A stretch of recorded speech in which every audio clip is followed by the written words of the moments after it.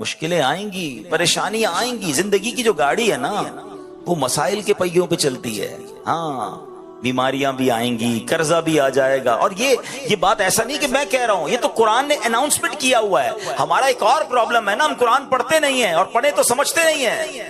ورنہ قرآن پاک نے تو واضح اعلان کیا گیا ہے. کیا فرمایا قرآن نے؟ وَلَنَبْلُوَنَّكُمْ، ہم ان قریب تمہیں آزمائیں گے. کن کن چیزوں سے وہ لسٹ بھی دے دی. من الخوف والجوع، خوف، تمہیں خوف آئے گا، دشمنیاں ہو جاتی ہیں نا، بعض اوقات ڈر لگ رہا ہوتا ہے، خوف بھی آئے گا. جوع، بھوک آئے گی، تنگی ہو جائے گی. آج کل کئی لوگ کہتے ہیں مہنگائی ہے، پورا نہیں ہو رہا، کھانا پراپر نہیں مل رہا. یہ آزمائش قرآن نے پہلے بتایا آئے گی. پھر فرمایا کہ تمہارے مال کم ہوں گے، تمہارے جسموں میں پرابلم آئے گی، بیماریاں آئیں گی، تمہارے پھل خراب ہو جائیں گے. اگر ان چیزوں سے جو نکل گیا، جو صبر کرے گا، وَبَشِّرِ الصَّابِرِينَ، خوشخبری ہے صبر والوں کے لیے. الَّذِينَ إِذَا أَصَابَتْهُمْ مُصِیبَۃٌ، جب مصیبت پہ گرفتار ہوتے ہیں تو کیا کہتے ہیں؟ قَالُوا إِنَّا لِلَّهِ وَإِنَّا إِلَيْهِ رَاجِعُونَ، ہم اللہ ہی کا مال ہے، اللہ ہی کی طرف لوٹنا ہے. تو یہ ہے صبر والوں کا کام. تو اے میرے پیارے اسلامی بھائیوں، امام حسین کی شہادت کی خبر سب کو معلوم تھی، اگر کسی نے اس سے ڈینائی نہیں کیا. امتحان کے لیے تیار ہوئے. آج ہم پر چھوٹا سا امتحان آ جائے، کوئی بیماری آ جائے، سر میں درد پورے علاقے کو پتا ہے، پیٹ میں درد پورے محلے کو پتا ہے، تھوڑا سا نقصان ہو گیا پوری مارکیٹ کو پتا ہے، سب کو بتانا ہے. اچھا ایک تو بتانا نہیں ہے، بعض اوقات تو انداز بھی بڑا عجیب و غریب، کمپلین والا. پتہ نہیں کیا ہو گیا ہے، میری مشکلیں ختم ہی نہیں ہوتی ہیں، میرا قصور کیا ہے مجھے پتا نہیں. ارے سراپا قصور ہو کر ہم کہتے ہیں کہ قصور پتا نہیں. صبر کدھر گیا؟ کیا معاذ اللہ کربلا والوں کا کوئی قصور تھا؟ ارے اللہ والے آزمائے جاتے ہیں، ہمیں تو تیار ہو جانا چاہیے کہ ریڈی ہو جاؤ، امتحان آ گیا ہے اور اب مجھے فیل نہیں ہونا ہے، مجھے پاس ہونا ہے. اچھا باتیں تو ہم سارے ہی کرتے ہیں صبر کی. کچھ لوگ ہوتے ہیں پورے علاقے کو، پورے شہر کو بتا دیا اور اب کہتے ہیں بس بھائی کیا کروں، اب تو صبر ہی کر رہا ہوں. اب آپ صبر نہیں کر رہے، آپ نے بے صبری کر دی، آپ کا ثواب چلا گیا جناب. مزہ یہ ہے کہ میں جانوں میرا رب جانے، کسی کو پتہ بھی نہ چلے. صبر جمیل کی تعریف بھی یہی ہے کہ بندہ مصیبت میں ہو اور سامنے والے کو پتہ ہی نہ چلے کہ اس کو کتنا بڑا دکھ ہے، نہ چہرے سے پتہ چلے نہ انداز سے پتہ چلے. وہ انداز یہ ہو، کسی کو کیوں بتائے. یہ پہلا میسج جو ہے ہمیں یہ لے کر جانا ہے. نیت کریں انشاءاللہ صبر کا دامن نہیں چھوڑیں گے. ان اللہ مع الصابرین، اللہ کی رحمت صبر والوں کے ساتھ. صبر کرو نا، پھر دیکھو کیسے رحمت الہی ملے گی آپ. اچھا اب چلتے ہیں ایک اور پیغام کی طرف. ویسے تو بہت سارے کربلا کے میدان سے، اس پورے واقعے سے قدم قدم پر ہمارے لیے پیغام. جب یہ مارکا ہونے لگا تھا، امام حسین کربلا کے قریب پہنچ گئے، تو سب سے پہلے جنہوں نے انٹرسپٹ کیا، جنہوں نے روکا، وہ تھے حضرت حر. 1000 گھڑ سواروں کو لے کر آئے اور آپ کو روکا.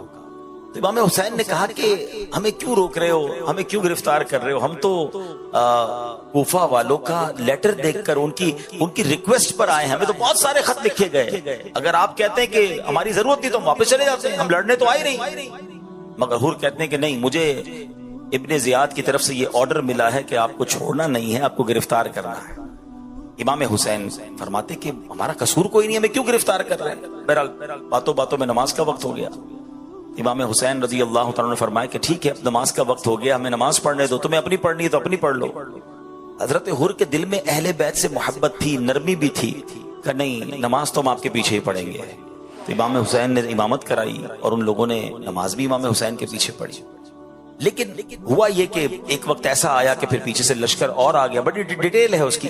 اور اب بالکل 10 محرم کا جب دن آیا اور لڑائی کی تیاری ہونے لگی، امام حسین نے ایک بڑا عظیم خطبہ دیا کربلا کے میدان میں، اور آپ نے اتمام حجت فرمائی. ان لوگوں کو بہت سمجھایا کہ لوگوں دیکھو، مجھے پہچانو میں کون ہوں، میں نبی پاک کا نواسا ہوں، میرے آقا علیہ الصلوۃ والسلام نے میرے فضائل بیان کیے ہیں، مجھے جنتی نوجوانوں کا سردار قرار دیا. اگر تم نے آج مجھے شہید کر دیا تو قیامت کے دن اللہ کو کیا منہ دکھاؤ گے؟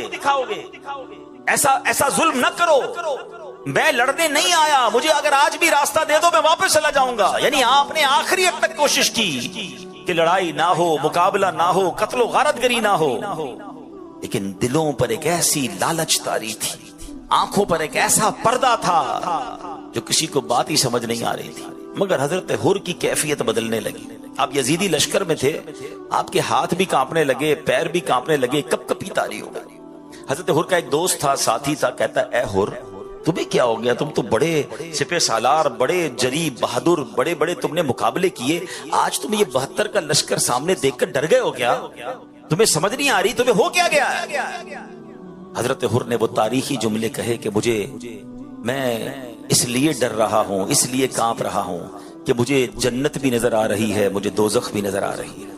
میں اگر تمہارے ساتھ رہتا ہوں تو مجھے جہنم کی آگ نظر آ رہی ہے, اور امام حسین کے قافلے کو دیکھتا ہوں تو مجھے جنت پکار رہی ہے. اہل بیت کے سامنے کیسے مقابلہ کروں؟ اسی کشمکش میں تھے کہ آخر جوش ایمانی نے جوش دکھایا, اپنے گھوڑے کو انہوں نے زور لگایا اور گھوڑا دوڑاتے دوڑاتے یزید کے لشکر سے نکل کر امام حسین کے قدموں میں آ گئے اور کہتے حضور میری پہلی غلطی معاف فرما دیجئے, جو میں نے آپ کو روکا تھا اب اجازت دیجئے, میں آپ کے قدموں پر اپنی جان قربان کرنا چاہتا ہوں. حضرت حر یہ جانتے تھے کہ 72 کا لشکر ہے, سامنے 22,000 ہیں, یہاں شہادت ہی ملنی ہے, مگر یہاں کی شہادت جو ہے وہ حقیقی زندگی ہے. میں اگر اہل بیت کے قدموں پر قربان ہو گیا تو یہی میری مغفرت کا ذریعہ ہوگا. اور ایسا ہی ہوا کہ اب امام حسین کی طرف سے لڑتے لڑتے آپ یزیدی لشکر کے ساتھ لڑتے لڑتے دنیا سے چلے گئے, آپ شہید ہو گئے, مگر آج آپ کا مزار بھی ہے. اور جب بھی حضرت حر کا ذکر کیا جاتا ہے ادب کے ساتھ اور رضی اللہ تعالیٰ عنہ کہہ کر ذکر کیا جاتا ہے, اللہ اکبر. حضرت حر نے یہ ثابت کیا خوبصورت بات شاعر لکھتے ہیں کہ یہ نعرہ حر کا تھا جس وقت فوج شام سے نکلا کہ دیکھو یوں نکلتے ہیں جہنم سے خدا والے. نکل گئے نا جہنم سے. میں آج ایک پیغام لے کر آیا ہوں, میں آج آپ سب کے لیے ایک میسج لے کر آیا ہوں, اور یہ میسج میرے لیے بھی, ہم سب کے لیے. حضرت حر نے ڈیسیشن لیا, فیصلہ لیا, دیر نہ کی. شاید سوچتے رہ جاتے, اور اگر یزیدی لشکر میں رہ جاتے تو آج کوئی نام لینے والا نہ ہوتا, مگر وہ شاندار فیصلہ تھا, وہ ڈیسیشن تھا, وہ ہمت تھی. حضرت حر سمجھ گئے تھے کہ یہاں بچ تو جاؤں گا لیکن مر جاؤں گا, وہاں مر جاؤں گا مگر جا کر بچ جاؤں گا. امام حسین کے قدموں پہ قربان ہو گیا تو یہی زندگی ہے. اب میں جو میسج دینا چاہتا ہوں, ہم میں سے بہت سارے ہیں تو آج ایک کیفیت میں زندگی گزار رہے ہیں. مسلمان ہے نا, کیفیت بنتی ہے. کوئی شراب پی رہا ہے, اسے پتا ہے میں غلط کر رہا ہوں, چھوڑ دوں؟ نہیں یار, چھوڑوں گا تو مزہ ختم ہو جائے گا, دوستوں کی سنگت ختم ہو جائے گی. کوئی ہے جو جوا کھیلتا ہے, دل چاہتا ہے چھوڑ دوں, کبھی کبھی خیال بھی آتا ہے, مگر کہتا ہے چھوڑ دوں گا تو اس کا مزہ چلا جائے گا. کوئی ہے جو حرام کما رہا ہے, سود کا کاروبار, رشوت کا کاروبار, چوری کر رہا ہے, ڈکیتی ڈال رہا ہے, لوگوں کی چیزوں پر قبضے کر رہا ہے, دھوکے دے رہا ہے. کبھی کبھی دل میں خیال آتا ہے چھوڑ دوں, ارے چھوڑ دوں گا تو کاروبار کیسے چلے گا, پیسے کم ہو جائیں گے. ایک کیفیت ہے, ڈیسیشن نہیں لے رہا ہے, سوچتا ضرور ہے, ہمت نہیں کر پا رہا ہے. حضرت حر کا وہ فیصلہ یاد کرو.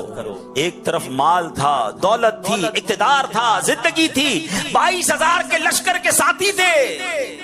دوسری طرف 72 لوگ تھے جن کے پاس اسلحہ بھی نہیں تھا, بچے تھے, خواتین تھی, پتا تھا جا کر شہیدی ہونا ہے, مگر کیا شاندار فیصلہ کیا کہ دیکھو یوں نکلتے ہیں جہنم سے خدا والے. وہ فیصلہ, وہ کربلا کا دن, یقیناً یہ آج کا ہی دن تھا. 10 محرم الحرام حضرت حر نے فیصلہ کیا. میں آج ہر اس اسلامی بھائی کو پیغام دے رہا ہوں جو فیصلے میں رکا ہوا ہے, میں حرام چھوڑوں کہ نہ چھوڑوں, میں شراب چھوڑوں کہ نہ چھوڑوں, میں غلط کام چھوڑوں کہ نہ چھوڑوں, میں بدکاری کر رہا ہوں اس غدی عادت سے نکلوں کہ نہ نکلوں. اگر حسینی ہونا, اگر واقعی پنجتن کے غلام ہو, ارے آج سے بہتر دن تمہیں کون سا ملے گا فیصلہ کرنے کا. آؤ آج نیت کر لو, آج یقین کرو, تم نیت کر لو, تم بری محفل چھوڑ کر قدم تو بڑھاؤ اللہ کی رحمت کی طرف. ارے حرام روزی چھوڑ کر تم حلال کی طرف قدم تو بڑھاؤ. اگر تم حرام کا ایک دروازہ بند کرو گے, اللہ رحمت سے تم پر حلال کے کئی دروازے کھول دے. تم برے دوستوں کی محفلوں, شراب, جوئے, بدکاری کی کاموں کو چھوڑو تو صحیح. دیکھو اللہ تمہاری زندگی میں کیسی برکتیں ڈال دے گا. حضرت حر کے اس فیصلے کو آج یاد کرو. ہمیں بھی جہنم کے ان کاموں سے نکل کر حسینی قافلے کی طرف قدم بڑھانا ہے. ارے حسینی قافلے والے نمازی تھے, حسینی قافلے والے تلاوت کرتے تھے, وہ لوگ تو اللہ کی عبادت کرتے تھے. وہ رنگ رلیاں منانے والے, وہ ناچ گانے والے, وہ شراب پینے والے نہیں تھے. ارے ہاں یہ کام تو یزیدی کرتے تھے.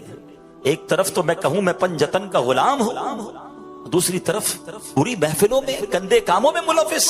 شراب پینے والا پنجتن کا غلام کیسے ہو سکتا ہے؟ نشہ کرنے والا امام حسین کا غلام کیسے ہو سکتا ہے؟ بدکاری کرنے والا, جوا کھیلنے والا, گندی باتیں کرنے والا, جھوٹ بولنے والا نہیں, حسینی ایسا نہیں ہوتا. ارے اگر پنجتن سے محبت ہے تو پریکٹیکل اس کا ثبوت دو. امام حسین رضی اللہ تعالیٰ عنہ کو پتہ عبادت سے کتنی محبت تھی. حضرت عباس رضی اللہ تعالیٰ عنہ سے یہ جو لڑائی ہے, یہ جو معرکہ ہے, کیا ایک دن ڈیلے ہو سکتا ہے؟ کیا مجھے ایک رات مل سکتی ہے؟ وہ رات کیا کرنا تھا؟ کوئی وصیت لکھنی تھی, کوئی فیملی کے ساتھ ٹائم گزارنا تھا. امام حسین کہتے ہیں میں چاہتا ہوں ایک رات جی بھر کے رب کی عبادت کر لوں, کچھ سجدے کر لوں, کچھ تلاوت کر لوں, کچھ ذکر کر لوں. آئے ہائے, یہ ہے حسینی طریقہ. اے میرے پیارے اسلامی بھائی, 9 محرم اور 10 محرم کی جو درمیانی رات تھی نا, حسینی خیموں میں تلاوت تھی, ذکر تھا, دعائیں تھی, اور یزیدی خیموں میں ناچ تھا, گانے تھے, شراب تھے. اب میں اور آپ سوچیں ہماری راتیں کیسے گزرتی ہیں. مبارک ہو اسے جو عشاء پڑھ کر باوضو, کبھی کبھی تو صلاۃ التوبہ بھی پڑھ کر, سورہ ملک پڑھ کر سوتا ہے کہ میں سو جاؤں یا مصطفیٰ کہتے کہتے, کھلے آنکھ صلی اللہ کہتے کہتے. بہت اچھی رات ہے تمہاری, تمہارا یہ انداز, یہ حسینی طریقہ ہے. مگر وہ شخص جو رات گندی چیزیں دیکھ کر, فلمیں ڈرامے دیکھ کر, معاذ اللہ شراب پی کر, بے حیا دوستوں میں بیٹھ کر, اور عشاء بھی نہیں پڑی, سویا تو فجر بھی نہیں پڑی, کیا یہ یزیدی طریقہ نہیں؟ آؤ میرے پیارے اسلامی بھائیوں, اگر واقعی محبت ہے نا پنجتن پاک سے, اور یہ محبت ہمارے ایمان کا تقاضا ہے. نبی پاک فرماتے ہیں, اللہ کی بارگاہ میں عرض کرتے ہیں کہ یا اللہ میں ان سے محبت, حسین سے محبت کرتا ہوں, حسن سے محبت کرتا ہوں, جو ان سے محبت کرے مولا تو بھی ان سے محبت فرما. تو ان سے محبت تو ہمارے ایمان کا تقاضا ہے. تو آؤ نیت کریں, جس کی پکی سچی نیت بنتی ہونا, پکی سچی, وہ نیت کریں, ہاتھ اٹھائے کہ انشاءاللہ آج کے بعد ہماری کوئی نماز قضا نہیں ہوگی. اگر کوئی حرام روزی کما رہا ہے, میرا کوئی بھائی شراب پی رہا ہے, میرا کوئی بھائی نشہ کر رہا ہے, اگر کوئی بھائی غلط کاموں میں ملوث ہے, ارے تمہیں سب پتا ہے تم کیا غلط کر رہے ہو, مجھے بھی پتا ہے. آؤ آج نیت کر لیتے ہیں کہ اگر پنجتن پاک سے محبت ہے تو سچی غلامی یہ ہے کہ ان برے کاموں کو چھوڑ کر حضرت حر کیسے چل پڑے تھے. آئے ہائے, جہنمی لشکر سے نکلے اور جنتی لشکر میں داخل ہو گئے. اللہ مجھے بھی وہ قدم اٹھانے کی توفیق عطا فرمائے, آپ کو بھی یہ فیصلہ کرنے کی توفیق عطا فرمائے. اللہ کرے کہ آج کا دن ہماری زندگی میں ایک بہترین بدلاؤ لانے کا دن بن جائے, ہماری زندگی کا ایک شاندار دن بن جائے, ایک یادگار دن بن جائے. دوست پوچھیں, رشتہ دار پوچھیں, ارے بھائی آپ وہ فلاں کام غلط کرتے تھے, اب آپ نے چھوڑ دیا, تو آپ کہیں میں پنجتن کا غلام ہوں, میں نے جھوٹ بولنا چھوڑ دیا. میں پنجتن کا غلام ہوں, میں نے نماز 5 وقت پابندی سے شروع کر دی. ارے میں امام حسین کا غلام ہوں, میں کیسے کسی مسلمان کو دھوکہ دے سکتا ہوں, میں نے دھوکہ دینا چھوڑ دیا, میں نے حرام کمانا چھوڑ دیا, میں نے رشوت لینا چھوڑ دی.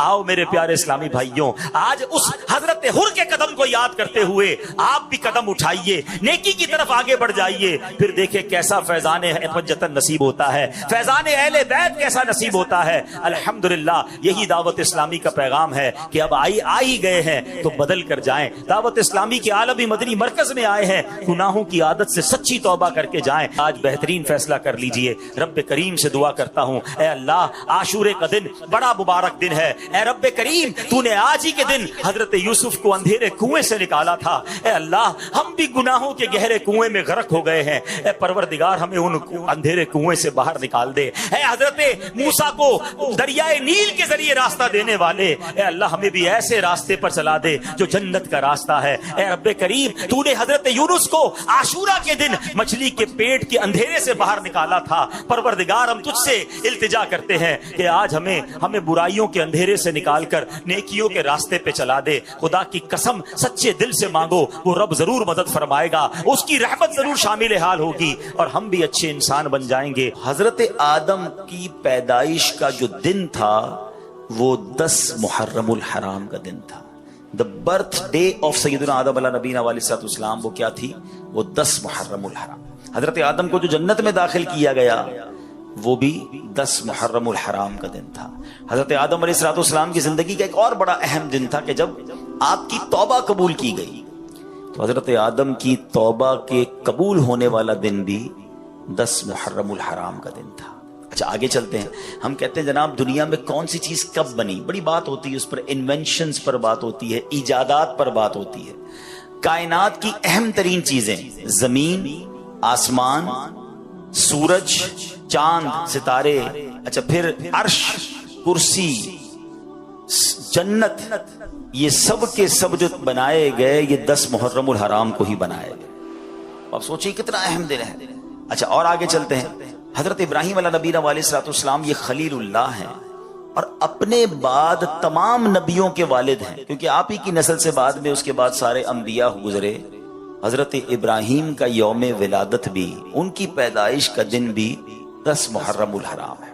اچھا پھر حضرت ابراہیم کے ساتھ ایک واقعہ ہوا تھا کہ جب آپ کو آگ میں ڈالا جا رہا تھا اور آپ کے لیے اس آگ کو گلزار بنا دیا گیا.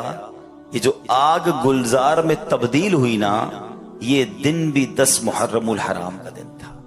اچھا پھر آگے چلتے ہیں. حضرت موسیٰ علیہ نبینا علیہ السلام کلیم اللہ ہے. آپ کی زندگی کا وہ تاریخی دن جبکہ بہت تکلیف دی فرعون کے لوگوں نے اور فرعون نے، مگر آپ کو اور آپ کی قوم کو نجات کیسے ملی تھی کہ دریائے نیل سے آپ تو نکل گئے، دریا نے راستہ دے دیا، مگر فرعون اپنے ساتھیوں کے ساتھ دریائے نیل میں غرق ہوا. یہ جو فرعون سے نجات ملی، فرعون غرق ہوا، یہ دن بھی 10 محرم الحرام کا دن تھا. اور آگے چلتے ہیں. حضرت عیسیٰ روح اللہ علیہ نبینا علیہ السلام، ان کی پیدائش کا دن بھی، ڈیٹ آف برتھ 10 محرم الحرام. حضرت عیسیٰ علیہ السلام کو جو آسمانوں پر اٹھایا گیا یہ دن بھی 10 محرم الحرام. اسی طرح حضرت نوح علیہ السلام، طوفان نوح آپ نے سنا ہوگا کہ جب ساری دنیا میں پانی تھا، کوئی بچا نہیں، صرف ایک کشتی تھی جس میں 80 کے قریب لوگ تھے، باقی ساری دنیا کے لوگ ڈوب گئے تھے.